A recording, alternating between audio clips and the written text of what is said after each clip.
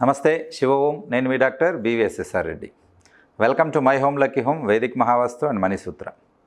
ఇక్కడ మనము detox wellness centre గురించి మనం మాట్లాడుకుంటున్నాం.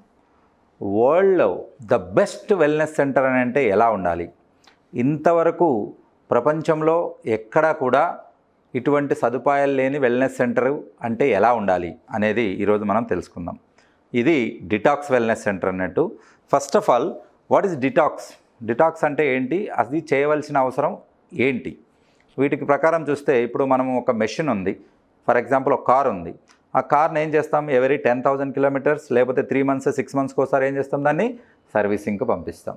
ఏం చేస్తారు అక్కడ, ఇంజిన్ ఆయిల్ చెక్ చేసి, బ్రేక్ ఆయిల్ చెక్ చేసి, కూలెంట్ చెక్ చేసి, ఓవరాలింగ్ అంతా చేసేసి, వాష్ చేసి, ఎక్కడెక్కడ ఉన్న డస్ట్ అంతా డీప్ క్లీనింగ్ చేసి మళ్ళీ మనకి ఇస్తారు. అప్పుడు మళ్ళీ అది 10,000 కిలోమీటర్స్ కానీ మళ్ళీ 6 months కానీ రన్ చేసే ఎనర్జీ వస్తుంది.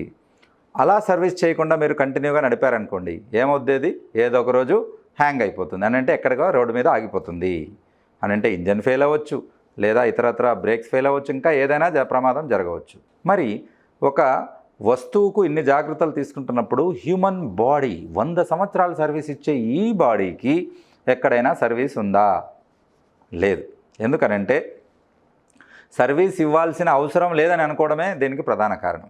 కొన్ని న్యాచురల్గా మనకు ప్యూరిఫికేషన్ జరుగుతుంది, కానీ వాటికి మనం అవకాశం ఇచ్చినప్పుడు. అయితే ఈ డిటాక్స్ వెల్నెస్ సెంటర్ యొక్క ఆవశ్యకత ఏంటంటే, ఎలాగైతే మెషిన్స్కి మనకు 3 monthsకి ఒకసారి ఉంటుందో, మనిషికి కూడా మినిమం టు మినిమం 3 months అని అంటే 100 రోజులకు ఒకసారి, 360 రోజులు కదా, కనీసం 100 నుంచి 200 రోజుల వరకు అని అంటే సంవత్సరంలో 2 లేదా 3 సార్లు డిటాక్సిఫికేషన్ అవసరం పడుతుంది. వాటికే మన డిటాక్స్ వెల్నెస్ సెంటర్లో మైండ్, బాడీ, సోల్, ఈ 3 డిటాక్సిఫికేషన్ మనం ఇక్కడ ఎక్స్ప్లెయిన్ చేయబోతున్నాం. ఇక్కడ ఫస్ట్ తీసుకుంటే మైండ్, బాడీ, సోల్లో WHO హెల్త్ యొక్క డెఫినేషన్ ఏం చెప్తుందనంటే, ఒక మనిషి ఆరోగ్యవంతంగా ఉన్నాడు అని అంటే తను కేవలం శారీరకంగా అన్ని అంగాలు, అవయవాలు ఎక్కడ ఉండాలనో అక్కడ ఉంటే కాదు, వాటి ఫంక్షనింగ్ కూడా ఉండాలంటే అనటమికల్గా కరెక్ట్గా ఉండాలి, ఫంక్షనింగ్ అవి ఫిజియోలాజికల్గా వర్కౌట్ అవ్వాలి. అలాగే వాటి తర్వాత ఈడ బాడీతో కాకుండా మైండ్తో కూడా లింకప్ చేశాడు. కాబట్టి ఫిజికల్, మెంటల్ వెల్నెస్ కూడా ఉండాలి. మెంటల్ వెల్నెస్ అని అంటే ఏంటి, ఎమోషన్స్ను కంట్రోల్ చేసుకోగలగాలి.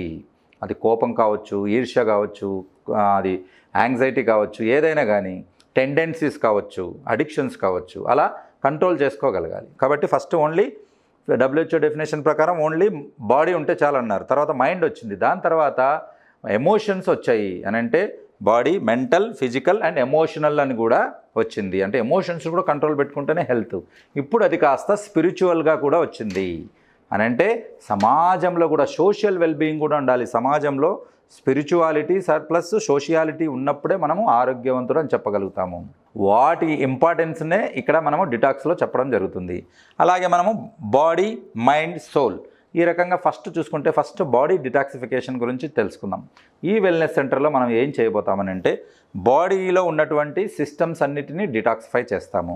ఇందులో ప్రధానంగా టోటల్ బాడీ డిటాక్సిఫికేషన్ ఉంటుంది, తర్వాత పార్ట్ టు పార్ట్ అంటే సిస్టమ్ డిటాక్స్ ఉంటుంది.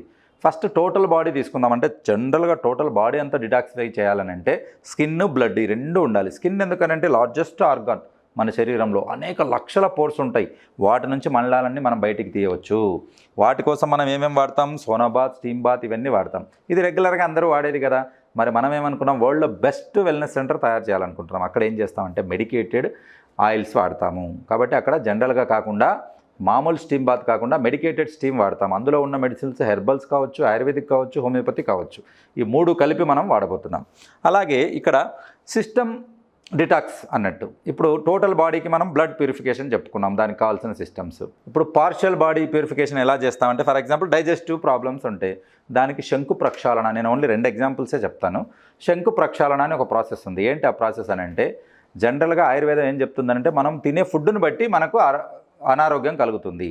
కాబట్టి అలాంటి వాటిట్లో డైజెస్టివ్ సిస్టమ్ మొత్తం మనం పేగులు తీసి ఇలా పరుచుకుంటూ వెళ్తే 7 మీటర్ల వరకు వస్తాయి పేగులు. మరి ఆ 7 మీటర్లు ఎప్పుడు క్లీన్ చేసాం, మనం ఎన్ని సంవత్సరాల కింద క్లీన్ చేసాం, ఎప్పుడు చేయబోతున్నామంటే అది శంకు ప్రక్షాళనతో చేయబోతున్నాం. ఈ శంకు ప్రక్షాళనలో ఏముంటుందంటే, it's a 7 days to 8 days process. అది ఈ 7 రోజుల్లో ఫస్ట్ మన డైట్ని కంట్రోల్లోకి తీసుకొస్తాం. వాటికి రా ఫుడ్ కానీ మొలకెత్తిన విత్తనాలు కానీ fresh aerated and oxygenated food ఇస్తాము. మొత్తం బాడీ అంతా కంట్రోల్లోకి తీసుకొని వస్తాము. వాటితో పాటు ఆసనాలు యోగాలు కూడా తీసుకొని వస్తాము. వాటి తర్వాత 7th day or 8th day మనం ఏం చేస్తామనంటే వాళ్ళకు డిపెండింగ్ అపాన్ ద సీజన్, వర్షాకాలం అయితే మనము సైంధవ లవణము, నార్మల్గా అయితే ఉప్పు నీళ్ళు, మామూలు టేబుల్ సాల్ట్ నీళ్ళు ఇస్తున్నప్పుడు మనం పైన నీళ్ళు ఎలా తాగుతారో కింద నుంచి అలాంటి నీళ్ళే వస్తాయి. అని అంటే టోటల్గా మనకు డైజెస్టివ్ సిస్టమ్ అంతా క్లీన్ అయిపోతుంది. సర్ఫ్ వేస్తే ఉతికితే బట్టలు ఎలా తెల్లగా ఆరుతాయో అలాగా పేగులు మొత్తాన్ని క్లీన్ చేసేస్తుంది. 100% న్యాచురల్, 100% ఇక్కడ సైంటిఫిక్ అన్నట్లు ఇది. సో ఈ రకంగా దాన్ని శంఖ ప్రక్షాళన అంటారు. అంటే ఒక్కొక్క సిస్టమ్ నేను చెప్తున్నాను. నెక్స్ట్ వచ్చేసి నర్వస్ సిస్టమ్ ఉంటుంది. స్ట్రెస్, టెన్షన్ అని చెప్పుకున్నాం కదా.